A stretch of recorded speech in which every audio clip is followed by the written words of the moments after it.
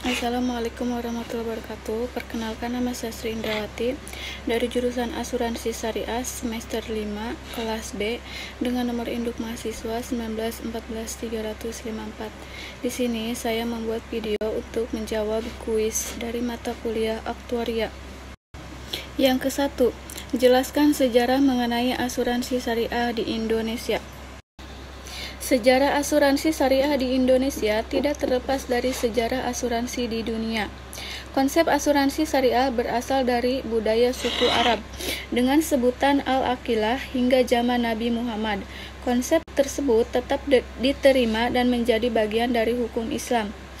Hal tersebut tercantum dalam hadis Nabi Muhammad diriwayatkan oleh Abu Hurairah RA. Dia berkata, berselisih dua orang wanita dari suku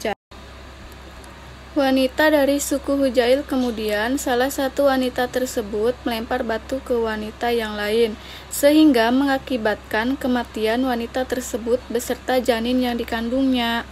Maka ahli waris dari wanita yang meninggal tersebut mengadukan peristiwa tersebut kepada Rasulullah. Maka Rasulullah memutuskan ganti rugi dari pembunuhan terhadap janin tersebut dengan pembebanan seorang budak laki-laki atau perempuan, dan memutuskan ganti rugi kematian wanita tersebut dengan uang, darah, atau diat yang dibayarkan oleh akilahnya, kerabat dari orang tua laki-laki. HR Bukhari. Dalam Piagam Madinah yang merupakan konstitusi pertama di dunia setelah hijrah ke Madinah, dalam pasal 3 yang berbunyi sebagai berikut. Orang Quraisy yang melakukan perpindahan ke Madinah melakukan pertanggungan bersama, akan saling bekerja sama membayar uang darah di antara mereka. Jika seorang anggota suku melakukan pembunuhan terhadap anggota suku yang lain, maka ahli waris korban akan memperoleh bayaran sejumlah uang darah sebagai kompensasi oleh penutupan keluarga pembunuh, yang disebut sebagai akilah. Yang kedua, jelaskan mengenai asuransi umum dan sebutkan jenis kelompoknya. Asuransi umum secara umum atau biasa disebut General Insurance merupakan asuransi yang bisa memberikan manfaat berupa ganti rugi kepada tertanggung jika terjadi kerusakan, kerugian, kehilangan pada harta benda. Jelas berbeda dengan asuransi jiwa, kesehatan, dan pendidikan. 5 jenis asuransi umum. Yang pertama, asuransi kecelakaan diri.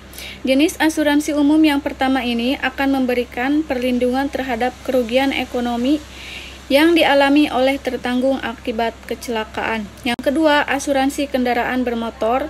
Yang ketiga, asuransi rumah. Yang keempat, asuransi perjalanan. Dan yang terakhir, asuransi bisnis.